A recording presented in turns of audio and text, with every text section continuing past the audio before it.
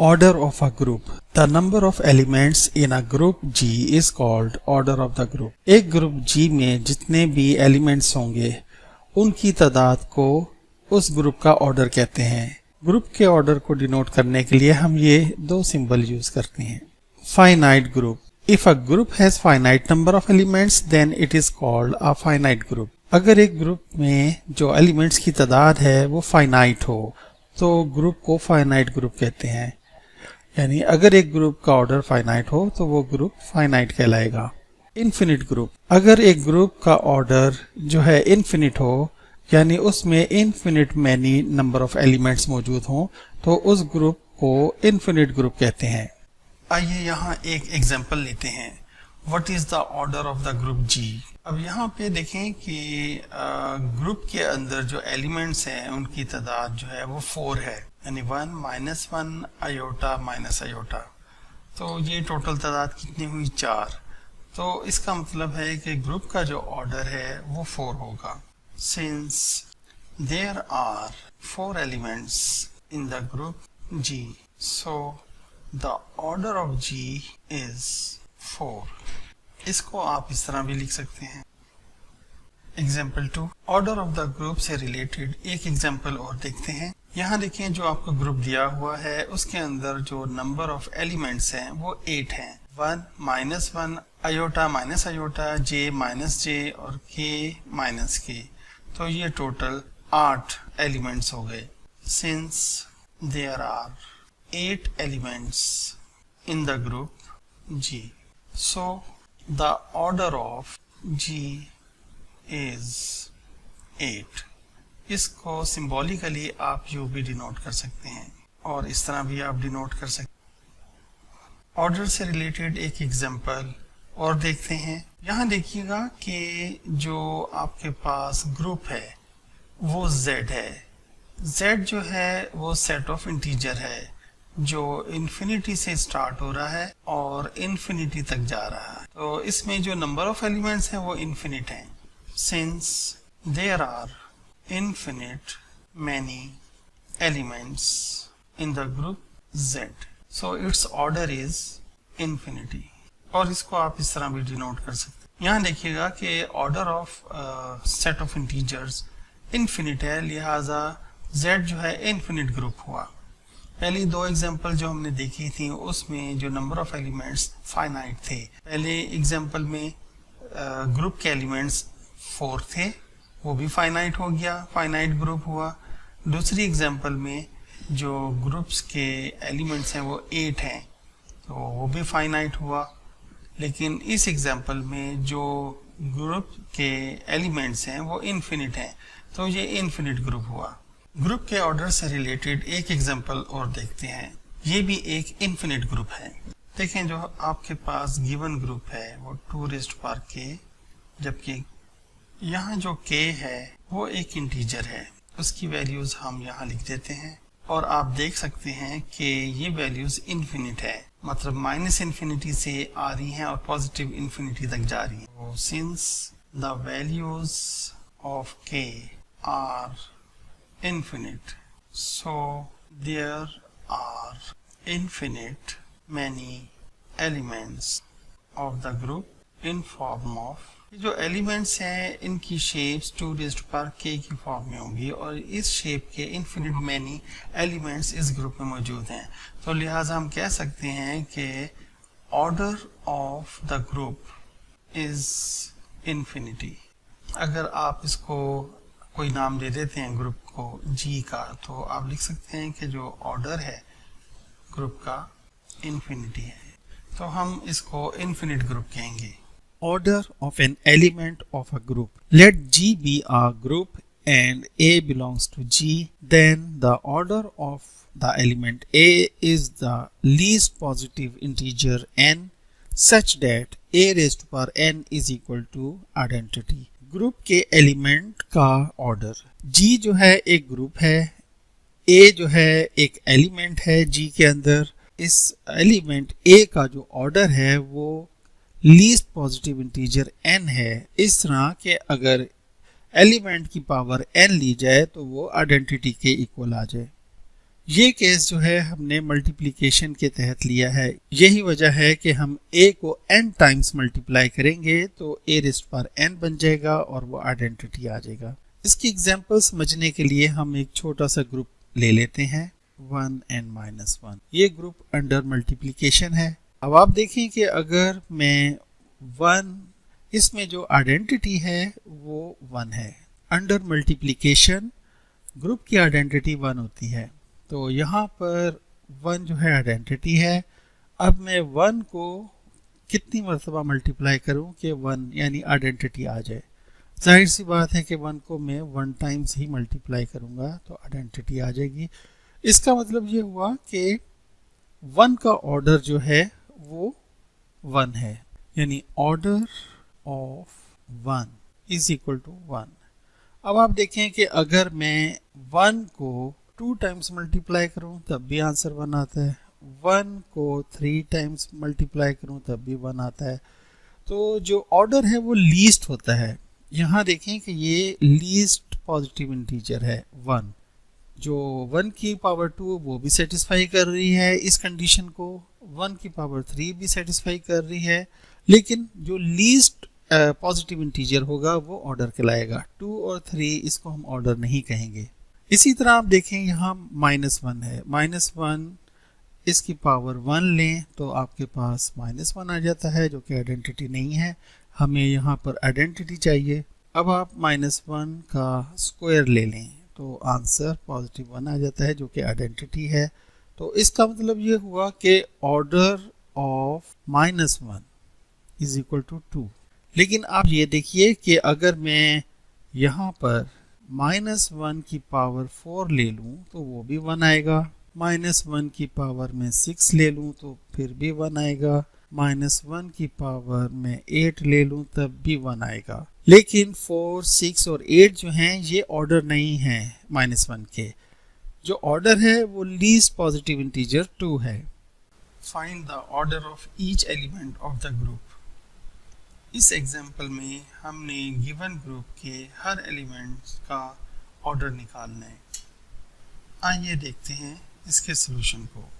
यहाँ पे जो ग्रुप G है, बाइनरी ऑपरेशन उसका मल्टीप्लिकेशन है, तो इसका मतलब ये हुआ कि यहाँ पर जो आइडेंटिटी E है वो 1 है। मल्टीप्लिकेशन में हमेशा जो आइडेंटिटी है वो 1 होती है, एडिशन के लिहाज से जो आइडेंटिटी है वो 0 होती है। चूँकि इसका बाइनरी ऑपरेशन मल्टीप्लिकेशन है लिहाजा आइडेंटिटी 1 होगी।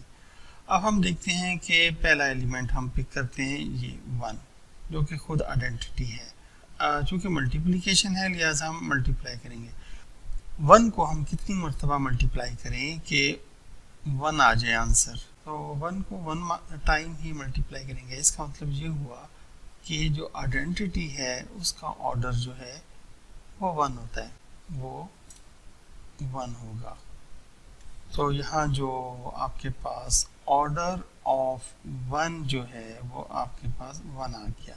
दूसरा एलिमेंट हम पिक करते हैं -1। -1 की कितनी पावर लें? देखिए -1 की पावर 1 लें तो -1 आ जाता है जो कि 1 नहीं है। हम 2 पावर ले लेते हैं तो -1 की पावर 2 का मतलब है कि आपने -1 को 2 टाइम्स मल्टीप्लाई किया है तो answer minus into minus plus हो गया और 1 इंटू 1 1 हो गया।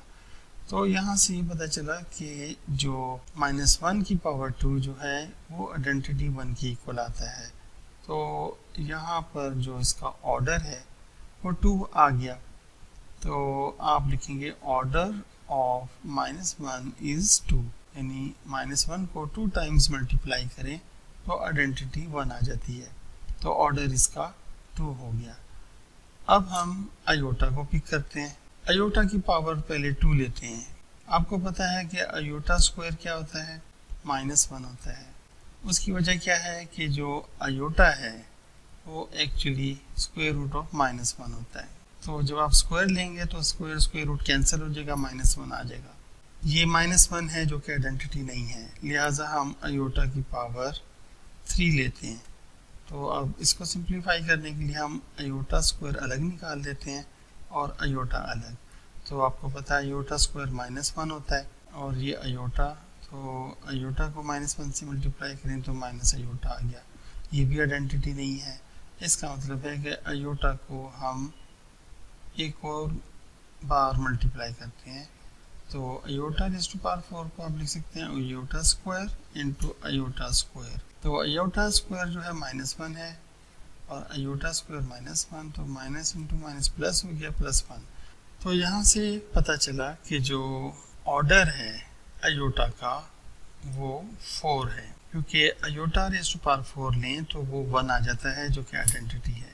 अब हमने ऑर्डर निकालना है माइनस अयोटा का। अब माइनस अयोटा का स्क्वायर लें तो आप देखें चूँकि इवन पावर है माइनस ख़त्म हो जाएगा, ये आ गया अयोटा स्क्वायर, और अयोटा स्क्वायर आपको पता है -1 होता है जो कि आइडेंटिटी नहीं है। अब हम माइनस अयोटा स्क्वायर की पावर 3 लेते हैं, तो अब आप इसको स्प्लिट करके लिख लें माइनस अयोटा की पावर 2 और माइनस अयोटा की पावर 1। अब आपको पता है कि ये इवन पावर है, ये माइनस ख़त्म हो जाएगा, अयोटा स्क्वायर रह जाएगा, और अयोटा स्क्वायर आपको पता है कि क्या है, वो -1 है, और यहाँ पे माइनस अयोटा है। तो ये आप देखिए माइनस इंटू माइनस प्लस हो गया और पॉजिटिव अयोटा आ गया। ये भी आइडेंटिटी नहीं है, लिहाजा हम क्या करेंगे, माइनस अयोटा की एक पावर और लेंगे, यानी एक मरतबा और मल्टीप्लाई करेंगे माइनस अयोटा को माइनस अयोटा से। अब यहाँ पर आप इसकी दो पावर्स अलग कर लें, 2 4 जो है इसको आप स्प्लिट करके 2 इंटू 2 लिख सकते हैं। बेसिस मल्टीप्लाई हो रही हैं तो पावर ऐड होती हैं, लिहाजा बेसिस सेम हो तो पावर्स ऐड हो जाती हैं। तो यहाँ पे माइनस अयोटा की पावर 4 थी, आप उसको minus iota square into minus iota square लिख सकते हैं। अब आप देखें कि ये इवन पावर है 2, तो माइनस ख़त्म हो जाएगा, और अयोटा स्क्वायर है वो आ जाएगा -1। यहाँ भी इसी तरह -1 आ जाएगा, माइनस इंटू माइनस +1 आ जाता है। यहाँ देखें कि ये आइडेंटिटी आ गई। तो यहाँ से हमें ये बात पता चली कि जो माइनस अयोटा है उसका ऑर्डर भी 4 है। Order of minus iota is also 4। यहाँ देखिए जो इसके एलिमेंट्स हैं उनको हम सर्कल कर लेते हैं कि माइनस अयोटा का जो ऑर्डर है वो 4 है, अयोटा का ऑर्डर जो है वो भी 4 है, और जो -1 है इसका ऑर्डर 2 है, और जो आइडेंटिटी 1 है उसका ऑर्डर जो है वो 1 है। तो ये जो 4 एलिमेंट्स हैं इसके, उनका ऑर्डर निकलाया। Find the order of each element of the group of residue class modulo 5 under addition. ये ग्रुप जो गिवन है जी, ये अंडर एडिशन है। अंडर एडिशन हो तो आपको पता है कि आइडेंटिटी जो है 0 होती है, इसमें आइडेंटिटी ये है। रेजिड्यू मोडुलो का मतलब ये है कि चूंकि आपने अब हर एलिमेंट ऐड करना है दूसरे में, तो जो बाइनरी ऑपरेशन एडिशन है और ऑपरेशन सिर्फ एडिशन का होगा, जब भी आप ऐड करेंगे अगर वो नंबर ऐड होने के बाद 5 से बढ़ जाता है तो आप क्या करेंगे, 5 से डिवाइड कर देंगे, जो उसका रिमाइंडर आएगा उसको लिखेंगे। अभी हम इसको देखते हैं ऑर्डर निकालते हुए। क्योंकि बाइनरी ऑपरेशन जो है एडिशन है, लिहाजा जो आइडेंटिटी है वो यहाँ पर 0 होगी। अब आप देखें कि चूँकि एडिशन का ऑपरेशन है, अब 0 को हम 0 में कितनी मरतबा ऐड करेंगे आंसर आइडेंटिटी 0 आ जाए। तो आपको पता है कि हम 0 को एक ही मरतबा ऐड करें तो आइडेंटिटी 0 आ जाती है। तो यहाँ से पता चला हमें कि जो ऑर्डर है 0 का वो 1 है, और आपको पता है कि आइडेंटिटी का जो ऑर्डर है वो हमेशा 1 ही होता है। अब हम सेकंड एलिमेंट 1 उठाते हैं। अब आप देखिए कि 1 को आपने ऐड करना है 1 में, तो आंसर आपके पास 2 आ गया, जो कि आइडेंटिटी नहीं है।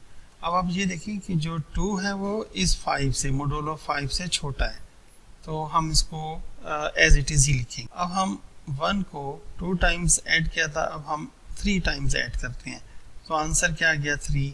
3 जो है आइडेंटिटी नहीं है, और आप देखें कि 3 5 से भी छोटा है, इसलिए हम इसको एज इट इज़ ही लिखेंगे। अब अगर हम 1 को हम 4 टाइम्स ऐड कर देते हैं तो आंसर 4 आ जाता है। 4 5 से छोटा है, लेकिन 4 जो है आइडेंटिटी नहीं है, लिहाजा हम इसको एज इट इज़ ही लिखेंगे। अब आप देखें कि हम 1 को 5 टाइम्स ऐड करते हैं तो आंसर आपके पास 5 आ जाता है। जब आंसर आपके पास 5 आ गया, आप इस 5 को इस मॉडुलो 5 के ऊपर डिवाइड कर देंगे, 5 1 ज़ा 5, तो जो रिमाइंडर आएगा 0, इस रिमाइंडर को आपने इधर लिखना है। तो अब आप देखें कि 1 को हमने 5 टाइम्स ऐड किया था तो आंसर आइडेंटिटी आ गई थी। तो यहाँ से पता चला कि जो ऑर्डर है 1 का वो क्या है, वो है 5। अब हम यहाँ पर 2 को पिक करते हैं और इसको चेक करते हैं इसका ऑर्डर क्या होगा। देखिए यहाँ पे जो 2 है इसको 2 में ही ऐड करें तो आंसर आ जाएगा 4, लेकिन जो 4 है आइडेंटिटी नहीं है, लेकिन 4 जो है वो 5 से छोटा है, मॉडुलो 5 से छोटा है, तो एज इट इज़ ही लिखा जाएगा। अब हम 2 को 3 टाइम्स ऐड करते हैं तो आपके पास ये 6 आ जाएगा। देखें ये जो 6 आया है, 5 1 ज़ा 5, जो रिमाइंडर है आपके पास 1, ये 1 इधर आ जाएगा, ठीक है। लेकिन 1 जो है ये आइडेंटिटी नहीं है। अब हम क्या करते हैं कि 2 को 4 टाइम्स ऐड करते हैं तो आपके पास ये 8 आ जाएगा।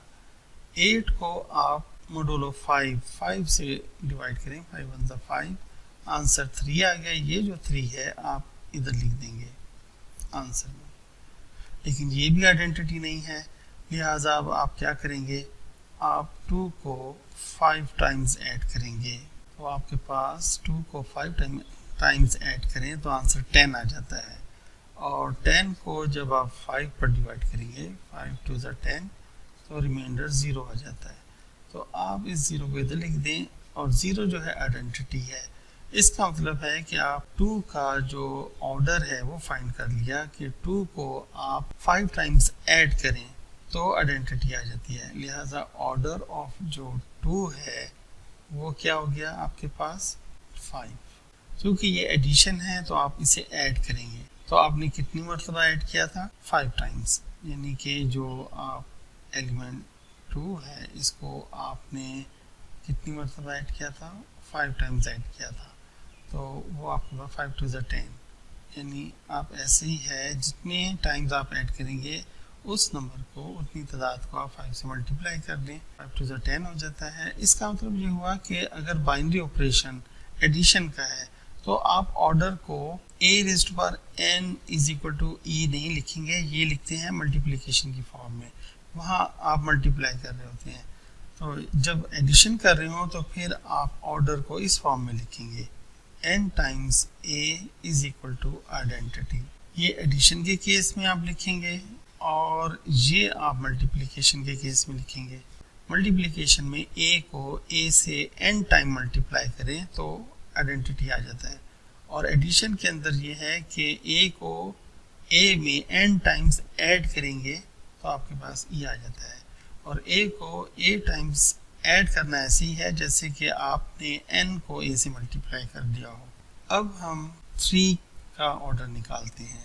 यहाँ देखिए कि जो 3 है इसको 3 में ऐड करें, आंसर क्या आ जाएगा, 6 आ जाएगा। 6 को मॉडुलो 5 पे डिवाइड कर दें, 5 1 ज़ा 5, आंसर 1 आ गया, तो ये 1 इधर लिखा जाएगा। ये जो रिमाइंडर वाला है ये आइडेंटिटी नहीं है। अब आप क्या करें, 3 को 3 में 3 टाइम्स ऐड कर दें तो आंसर आपके पास 9 आ जाएगा। 9 को आप जब 5 पर डिवाइड करेंगे तो आंसर 4 आ जाता है। इस 4 को आप यहाँ लिख देंगे, लेकिन 4 जो है वो आइडेंटिटी नहीं है। इसका मतलब है कि हमें एक मरतबा और इसमें ऐड करना पड़ेगा 3 को। अब हम 4 टाइम्स ऐड करेंगे 3 को, तो 3 को 4 टाइम्स ऐड करें तो ये 12 आ जाता है, और 12 को जब आप 5 पे डिवाइड करेंगे, 5 2 ज़ा 10, तो आंसर 2 आ जाता है, जो कि आप यहाँ लिख देंगे इस 2 को, और ये 2 जो है आइडेंटिटी नहीं है। इसका मतलब है हम एक मरतबा और 3 को ऐड करेंगे, मतलब 3 को हम 5 टाइम्स ऐड करेंगे। 3 को 5 टाइम्स ऐड करें तो ये क्या आ जाता है, 15 आ जाता है, और 15 को जब आप 5 पर डिवाइड करेंगे तो आप देखें 5 3 ज़ा 15, तो आंसर 0। तो यहाँ पर ये जो है आपके पास 0 आ जाता है, जो कि आइडेंटिटी है। इसका मतलब ये हुआ कि जो ऑर्डर है 3 का वो 5 है। ऑन द सिमिलर बेसिस अगर हम जो लास्ट एलिमेंट 4 है उसका ऑर्डर फाइंड करना चाहें तो आप देखेंगे कि ऑर्डर ऑफ 4 जो है वो भी 5 ही होगा। अब आप यहाँ देख सकते हैं कि जो ऑर्डर ऑफ 4 है वो है 5, ऑर्डर ऑफ 3 जो है वो भी आपके पास 5 है, ऑर्डर ऑफ 2 जो है वो भी आपके पास 5 निकला था, ऑर्डर ऑफ जो आइडेंटिटी है वो 1 है 0 के, और जो ऑर्डर ऑफ 1 है वो आपके पास 5 है। इस तरह हमारे पास तमाम एलिमेंट्स का ऑर्डर निकल आया है। Theorem, if n is the order of an element A of a group G, then for any integer m, a raised to power m equals e, if and only if m is equal to qn, where q is an integer। इसी statement को हम यूँ भी लिख सकते हैं कि अगर a raised to power m जो है वो आइडेंटिटी के इक्वल है तो if and only if n divides m, यानी ये जो m is equal to qn है, इसका मतलब ये भी है कि m जो है जो मल्टीपल है n का, तो n जो है वो डिवाइडर होगा n का। अगर m जो है q टाइम्स मल्टीपल है n का, तो n जो है वो डिवाइडर होगा n का। इसकी मिसाल आप यहाँ देख सकते हैं कि जैसे आप कहें कि 10 इज इक्वल टू 5 इंटू 2 है, तो अब देखें 10 है, ये मल्टीपल है 2 का, और 10 मल्टीपल है 5 का। कि 2 जो है वो 10 को डिवाइड करता है और 5 जो है वो भी 10 को डिवाइड करता है। तो अगर आप किसी नंबर को मल्टीपल की फॉर्म में लिख सकें तो वो जो उसके फैक्टर होंगे वो एक्चुअली डिवाइडर होंगे उस नंबर के। तो यहाँ पर m is equal to q n का मतलब है कि n जो है ये डिवाइड करता है m को। तो इसी स्टेटमेंट को हमने इधर लिख लिया। आइए इसकी सोल्यूशन में पहले तो हम लिखते हैं और इसको समझते भी हैं। अगर n जो है वो ऑर्डर है एक एलिमेंट a का, और वो एलिमेंट किसका है, ग्रुप G का, यानी हमें जो गिवन है, गिवन जो डाटा है उसके मुताबिक ये है कि जो एक एलिमेंट a है वो G के अंदर मौजूद है, और दूसरा ये कि जो a का ऑर्डर है वो n है, यानी a raise to power n जो है आइडेंटिटी है, इसको हम 1 कह देते हैं। अब वो यहाँ पर जो स्टेटमेंट कह रहा है देन के बाद जो है वो इसा हमें प्रूव करना होता है। जो इफ के बाद होता है वो हमें गिवन होता है, जो देन के बाद है वो प्रूव करना है किसी इंटीजर m के लिए। अब यहाँ पे देखें कि जो स्टेटमेंट है वो इस तरह है कि इसमें इफ एंड ओनली इफ का इस्तेमाल हुआ है। ये जो इफ एंड ओनली इफ का इस्तेमाल है इसका मतलब ये होता है कि आप इसको अज्यूम करेंगे m is equal to q N को, तो आप प्रूफ करेंगे कि a raise to power m जो है e है, और जब आप अज्यूम करेंगे कि a raise to power m is equal to e है तो आप साबित करेंगे m जो है वो q टाइम्स n है। ठीक है, यानी कि अगर n m को डिवाइड करेगा तो a raise to power m जो है आइडेंटिटी होगा, और अगर a raise to power m is equal to identity होगा तो लाजमन n जो है जो ऑर्डर है एलिमेंट का वो m को डिवाइड करेगा। ठीक है, तो हम पहले इसको अज्यूम कर लेते हैं। पहले सपोज करते हैं a raise to power m जो है इज इक्वल टू e है, ये हमारे पास दूसरी स्टेटमेंट आ गई। अब हमने शो ये करना है कि m जो है is equal to q n है। हमें ये बात पता है कि n जो है वो ऑर्डर है a का, और जो ऑर्डर होता है वो लीस्ट पॉजिटिव इंटीजर होता है, लीस्ट पॉजिटिव इंटीजर होता है। तो जो n है वो लीस्ट पॉजिटिव इंटीजर है। ठीक है, इसका मतलब ये हुआ कि n को लाजमन m से छोटा होना चाहिए। अब हम नंबर थ्योरी के रूल लगाते हैं, जहाँ पर हमें डिवीजन एल्गोरिदम मिलेगा। By division algorithm there exist two integers q and r such that m is equal to qn plus r, where जो r है वो ग्रेटर इक्वल टू 0 हो सकता है, लेकिन जो डिवाइडर n है उससे छोटा होगा। एक्चुअली जो आपको दो नंबर गिवन है m और n, तो जो लीस्ट नंबर है वो बड़े नंबर को डिवाइड करेगा। जब डिवाइड करेगा तो ऊपर कोशेंट q होगा और नीचे अल्टीमेटली जो रिमाइंडर आएगा वो r होगा। ये r रिमाइंडर जो है, ये r रिमाइंडर है, ये r जो है इस n से डिवाइजर से छोटा होगा, और रिमाइंडर 0 भी हो सकता है। जब रिमाइंडर 0 होगा तो ये n पूरा डिवाइड करेगा m को, और जब ये पूरा पूरा डिवाइड नहीं कर रहा होगा तो रिमाइंडर जो होगा यहाँ कुछ बचेगा जो कि 0 नहीं होगा। तो अब हम दो नंबर m और n को लेकर डिवीजन एल्गोरिदम अप्लाई किया तो इनके दरमियान एक रिलेशन आ गया है कि m जो है वो qn टाइम्स प्लस r होगा। अब जो आपके पास इक्वेशन है 2, वहाँ आपके पास गिवन ये है कि a रेज़्ड पावर m जो है वो e के इक्वल है। तो अब आप यहाँ पर m की जगह m की वैल्यू क्या है qn प्लस r, तो आप यहाँ पे qn प्लस r लगा दें, यहाँ सब्स्टिट्यूट कर दें। अब आप देखें कि इसकी पावर्स है, आप इसको पावर्स को अलग अलग लिख सकते हैं जबकि बेस सेम होगी। यहाँ qn से मल्टीप्लाई हो रहा है तो हम इसको इस तरह भी लिख सकते हैं और जो q है उसको ऊपर पावर में ले जाते हैं, a raised power r is equal to e। अब आपको पता है कि ये हमें गिवन है कि a का ऑर्डर जो है n है, तो ये आइडेंटिटी आ जाएगा। तो यहाँ पे आइडेंटिटी आ जाता है, a रेज़्ड पावर n की जगह आइडेंटिटी आ जाएगा, पावर q ऐसे ही आ जाएगी into a raised power r। और आपको पता है कि आइडेंटिटी की पावर जो मर्जी लें उसने आइडेंटिटी ही रहना होता है, तो ये आइडेंटिटी ही आ जाएगा। और आपको ये भी पता है कि आइडेंटिटी किसी भी एलिमेंट से मल्टीप्लाई हो आंसर वही आता है, तो e times e raised power r, ये आपके पास आ जाएगा e रेज़्ड पावर r। अब यहाँ पे देखिए कि हमें r जो है ये शो कर रहा है कि ऑर्डर ऑफ a जो है वो तो r है, और r दूसरी तरफ आप देखें तो यहाँ हमने देखा था ये जो r है ये n से छोटा है, जबकि ऑर्डर में हमने ये कहा था एलिमेंट का ऑर्डर जो है वो लीस्ट होता है, लीस्ट पॉजिटिव इंटीजर होता है, जबकि यहाँ पे हमने देखा कि r n से भी छोटा है और वो भी ऑर्डर होने की कंडीशन को फुलफिल कर रहा है। तो अब ये जो चीज़ है ये फुलफिल उसी वक्त कर सकती है, it is possible only when r should be equal to 0। r अगर 0 होगा तो फिर ये कंडीशन फुलफिल होगी, अदरवाइज r अगर a raised power r equal to identity है तो ये तो फिर कंट्राडिक्शन आ जाएगी, फिर n जो है वो ऑर्डर नहीं रहेगा, r ऑर्डर बन जाएगा, जबकि ऑर्डर जो है r नहीं है। तो हम फिर देखते हैं कि r की वैल्यूज़ या 0 के बराबर हो सकती है या 0 से बड़ी होगी और n से छोटी होगी। तो n से जो छोटी वैल्यू r के लिए सूट कर सकती है यहाँ पे इन सारी कंडीशन में, वो ये है कि r को 0 होना चाहिए। अब यहाँ से हमें पता चला कि जो हमने निकाला था m is equal to qn plus r, वहाँ r की वैल्यू 0 हो गई और आपके पास m जो है वो qn आ गया। अब चूंकि m मल्टीपल है n का, तो हम कह सकते हैं कि n जो है जो छोटा नंबर है वो डिवाइड करता है, डिवाइड्स m बड़े नंबर को। तो यहाँ हमने इस हिस्से को हमने सपोज किया था और इस हिस्से को प्रूव किया, यानी हमने इसको अज्यूम किया और इसको प्रूव किया।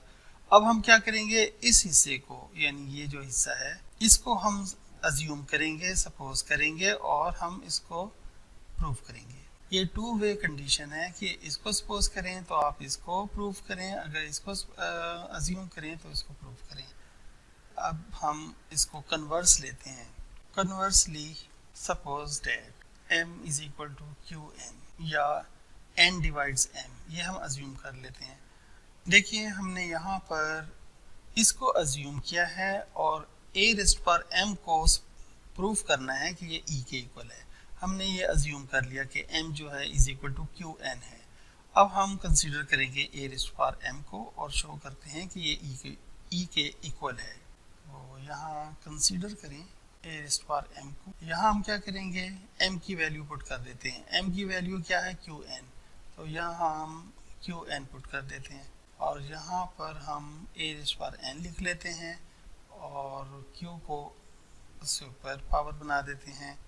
बैकवर्ड जाएंगे तो qn से मल्टीप्लाई होगा और ये आ जाएगा। अब आप देखें कि हमें पता है कि ये ऑर्डर a का जो है वो है, तो यहाँ आइडेंटिटी आ जाएगी और आइडेंटिटी की पावर q, आइडेंटिटी की पावर जो भी लें वो आइडेंटिटी ही रहती है। तो अब आप देखें कि a रेज़्ड पावर m जो है वो e के इक्वल आ गया, यही प्रूफ करना सामने, hence it is proved। Theorem: show that in a group the order of an element is same as that of its inverse। ये थ्योरम ये कहता है कि किसी भी ग्रुप में एक एलिमेंट का जो ऑर्डर है और उस एलिमेंट का जो इन्वर्स है, उन दोनों का ऑर्डर सेम होगा। आइए इसको प्रूव करते हैं। हमारे पास जी जो है वो एक ग्रुप है, लेट जी बी आ ग्रुप। दूसरा हम ये सपोज करते हैं कि एक एलिमेंट ए है जो कि जी में बिलोंग करता है, और ये भी अज्यूम करते हैं कि इसका जो ऑर्डर है वो एन है, और हम ये भी अज्यूम करते हैं कि इसके जो इनवर्स है उसका ऑर्डर जो है वो एम है। ये हम अज्यूम कर लेते हैं। Now we have to prove that order of A is equal to order of its inverse M. ये हमने शो करना है। अच्छा, पहले हम ये इक्वेशन लेते हैं, इक्वेशन 1 बाय इक्वेशन 1 आपके पास है a raised power n is equal to e। अब आप क्या करते हैं कि multiply both sides with a raised power minus n, यानी जो आपके पास इक्वेशन है इसको आप a raised power minus n से मल्टीप्लाई कर दें लेफ्ट साइड से। अब आप देखें कि ये a raised power minus n basis same है, पावर्स ऐड हो जाएंगी, और यहाँ पे आइडेंटिटी है तो आइडेंटिटी की वजह से element a raised power minus n as it is आ जाएगा। अच्छा, यहाँ देखें कि ये a रेज़्ड पावर 0 हो जाएगा और जो कि आइडेंटिटी के इक्वल है। तो यहाँ आप देखें कि a रेज़्ड पावर माइनस 1 और n को उधर ले जाएं। अब आप देखें कि यहाँ पे a रेज़्ड पावर माइनस 1 जो है वो एक्चुअली इनवर्स होता है, उसकी पावर n लें तो आइडेंटिटी आता है, लेकिन हमें पता है कि जो इनवर्स का ऑर्डर है वो m है। तो यहाँ पे चूंकि but the order of a inverse जो है is m, so m must divide n। ये आपके पास रिजल्ट 1 हो गया कि m जो है वो n को डिवाइड करता है। अब आप इक्वेशन 2 को लें। अभी हमने इक्वेशन 1 को लिया था तो वहाँ से हमारे पास ये आ गया कि m जो है वो n को डिवाइड करता है। अब आप इक्वेशन 2 को लें। इक्वेशन 2 जो है वो a का इन्वर्स जो है उसका जो पावर m लें तो वो आइडेंटिटी आ जाती है।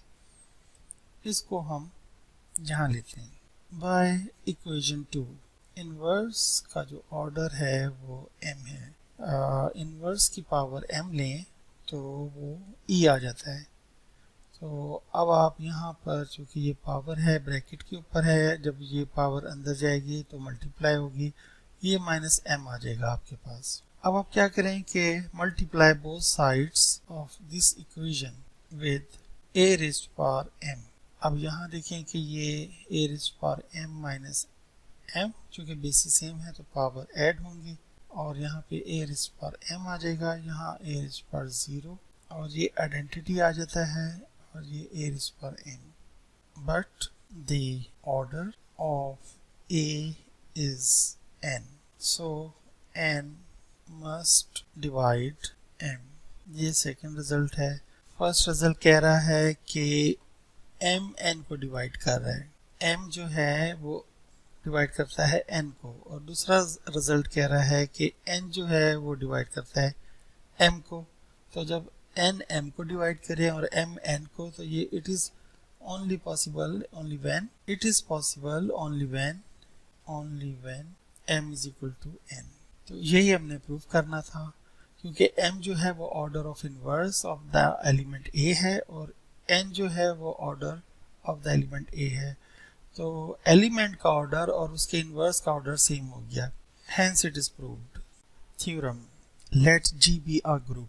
G एक ग्रुप है और उसके दो एलिमेंट्स हैं A एंड B। हमने ये शो करना है कि जो ऑर्डर है AB का और BA का ये बराबर है। तो आइए इसके प्रूफ की तरफ चलते हैं। हम अज्यूम कर लेते हैं कि जो ऑर्डर है AB का वो है n, और BA का जो ऑर्डर है उसको हम अज्यूम करते हैं n। फ्रॉम इक्वेशन 1 यहाँ से इसको लेके चलते हैं कि AB जो है उसके पावर n है और ये आइडेंटिटी E के इक्वल है। अब देखें AB की पावर n का मतलब है कि AB जो है ये n टाइम्स अपने आप से मल्टीप्लाई हुआ है। तो ये कितने फैक्टर्स बन गए, ये इसके n फैक्टर्स हैं, n टाइम्स ये अपने आप से मल्टीप्लाई हो रहा है। अच्छा, आप देखें कि चूंकि एसोसिएटिव लॉ होल्ड करता है, लिहाजा हम अगर हम ए को बी को इससे मल्टीप्लाई कर दें जो इधर एलिमेंट्स हैं उनसे, तो ऑर्डर ऑफ मल्टीप्लिकेशन चेंज हो सकता है क्योंकि ये ग्रुप के एलिमेंट्स हैं और ग्रुप के अंदर जो है एसोसिएटिव लॉ होल्ड करता है। अब हम क्या करते हैं कि ए इनवर्स को दोनों साइड्स पे मल्टीप्लाई कर देते हैं। ए इनवर्स को यहाँ भी मल्टीप्लाई कर देते हैं, यहाँ भी मल्टीप्लाई कर देते हैं। ए इनवर्स ए से मल्टीप्लाई होगा तो क्या होगा, आइडेंटिटी आ जाती है। बाकी अंदर b a and so on, b a और आखिर में ये वाला बी इधर है, ये ए इधर है, ये इससे आ जाएगा। और इनवर्स को जब आइडेंटिटी से मल्टीप्लाई करेंगे तो a inverse as it is आ जाएगा। अब ये जो है आइडेंटिटी से मल्टीप्लाई हो रहा है तो ये एज इट इज़ आ जाएगा। अच्छा, यहाँ देखिए कि अगर हम यहाँ पर a से मल्टीप्लाई कर दें दोनों साइड्स को, राइट साइड से a को मल्टीप्लाई कर दें दोनों साइड्स पर, तो अब आप देखें कि आपके पास ये बी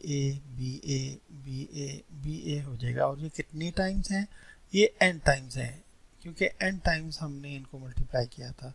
तो आपके पास ये बी ए जो है n टाइम्स मल्टीप्लाई हो रहा है तो ये इसकी पावर बन जाएगी, और a इनवर्स a से मल्टीप्लाई हो रहा है तो ये आइडेंटिटी आ जाएगी। लेकिन आपको पता है कि बी ए का जो ऑर्डर है वो m है, by to the order of B A is m। तो देयरफॉर यहाँ से हम कह सकते हैं कि जो ऑर्डर है m मस्ट डिवाइड, ये ज़रूर डिवाइड करेगा n को। ये हमारे पास एक रिजल्ट आ गया है, इसको हम नाम a का दे देते हैं। फ्रॉम इक्वेशन 2 हमारे पास ये है कि जो बी ए है उसका ऑर्डर m है, मतलब बी ए की पावर m जो है, तो रिजल्ट इक्वल होगा आइडेंटिटी के। बी ए की पावर m का मतलब है कि बी ए को आपने m टाइम्स मल्टीप्लाई किया है, तो हम लिख देते हैं कि ये m फैक्टर्स, यानी बी ए को बी ए से m टाइम्स मल्टीप्लाई किया है। अच्छा, चूंकि एसोसिएटिव लॉ होल्ड करता है, अब हम ऐसा करते हैं कि यहाँ पे जो b है इस साइड पे, लेफ्ट साइड पे b के इनवर्स से मल्टीप्लाई कर देते हैं on the both sides. b inverse अंदर जो है b a and so on b a, और यहाँ पे b इनवर्स आइडेंटिटी। तो अब एसोसिएटिव लॉ होल्ड करता है, ग्रुप के एलिमेंट हैं, तो लिहाजा ये b इनवर्स b, ये ऑर्डर ऑफ मल्टीप्लिकेशन चेंज कर देंगे। पहले ये b इनवर्स b से मल्टीप्लाई होगा, बाद में वो मल्टीप्लाई होगा अंदर। b इनवर्स को आइडेंटिटी से मल्टीप्लाई करें तो b इनवर्स आ जाता है। यहाँ b इनवर्स को b से मल्टीप्लाई किया, आइडेंटिटी आ गई। आपके पास ये a और इसके आगे b होगा, वो इस तरह ये आ गया बी ए।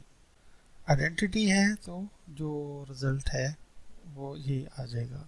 ये ए बी से पहले ए होगा, उसको हम लिख लेते हैं, और ये ए यहाँ लिख लेते हैं। अब आप दोनों साइड्स को b से मल्टीप्लाई करते हैं, तो अब आप देखेंगे कि ये जो a था इसके साथ b ये आ जाएगा। एसोसिएटिव लॉ होल्ड कर रहा है, लिहाजा हम ऑर्डर ऑफ मल्टीप्लिकेशन, मल्टीप्लाई करने की तरतीब चेंज कर सकते हैं। तो अब पहले a जो है b से मल्टीप्लाई होगा, फिर जो आंसर आएगा वो अंदर बाकियों से मल्टीप्लाई होगा। यहाँ b इनवर्स b जो है ये आइडेंटिटी आ जाएगा। अब आप देखें A B into A B ये कितना है, m फैक्टर्स, m टाइम्स है, तो इसका मतलब ये हुआ कि ये ए बी जो है इसकी पावर m बन जाएगी, and it is equal to identity. But from equation 1 the order of A B is n। यहाँ पर लग रहा है कि ए बी की पावर m है और रिजल्ट आ रहा है आइडेंटिटी के इक्वल, इसका मतलब है कि इसका ऑर्डर m होगा। लेकिन हमारे पास पहले ही से हमने जो अज्यूम किया था उसके मुताबिक ए बी का ऑर्डर n है। तो बाय थ्योरम अगर ऐसी सिचुएशन हो जाए कि कोई और इंटीजर भी ए बी एलिमेंट की पावर ले और आइडेंटिटी के इक्वल आ जाए, तो हम कहेंगे कि जो ऑर्डर है उस नंबर को डिवाइड करेगा। सो n जो ऑर्डर ऑफ ए बी है मस्ट डिवाइड m। इस रिजल्ट को हम b कह देते हैं। अब यहाँ देखिएगा कि एक रिजल्ट हमारे पास ये आया था कि m must divide n। m जो है वो ज़रूर n को डिवाइड कर रहा है, ये रिजल्ट a है। और जो रिजल्ट b निकाला है वो कहता है कि n मस्ट डिवाइड m। तो a और b रिजल्ट्स के मुताबिक अगर a b को और b a को डिवाइड करे तो it is possible by result a and b हमारे पास ये चीज़ उसी वक्त पॉसिबल है जब m और n इक्वल हो। जब m n को डिवाइड कर रहा हो और n m को डिवाइड कर रहा हो तो ये उसी वक्त होता है जब m और n दोनों बराबर हों। तो यहाँ से साबित हुआ कि जो ऑर्डर ऑफ बी ए जो कि m है ये बराबर है ऑर्डर ऑफ ए बी के जो कि n है। तो यही हमें प्रूफ करना था, हैंस द प्रूफ।